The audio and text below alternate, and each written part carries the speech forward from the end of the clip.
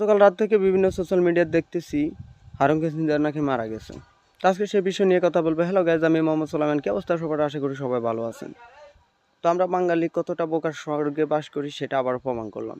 আসলে বাংলাদেশে একটা প্রবাদ আছে, কেউ যদি এসে বলে যে তোমার কান তো সিলে নিয়ে গেছে, আমরা সিলের পিছনেই দৌড়াই। আসলে যে জায়গায় কান থাকে সেখানে হাত দিয়ে একবারও দেখি না কান কি কানের জায়গায় আছে কিনা। তো আমরা বাঙালিরা গুজবের দিক থেকে সেরা।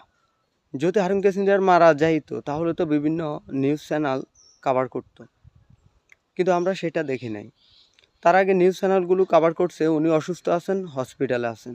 কিন্তু আমরা অনেকেই ফেসবুকে কিছু ভিউর জন্য আমরা এই মিথ্যা নিউজটা ছড়াচ্ছি। এবং এই বিষয়টা নিয়ে সঙ্গীত শিল্পী রুবেল খন্দকার, হারুন ক্যাসিঞ্জারের ছেলে, নিজেই ফেসবুকে একটা পোস্ট করেছেন গুজব থেকে বিরত থাকার জন্য।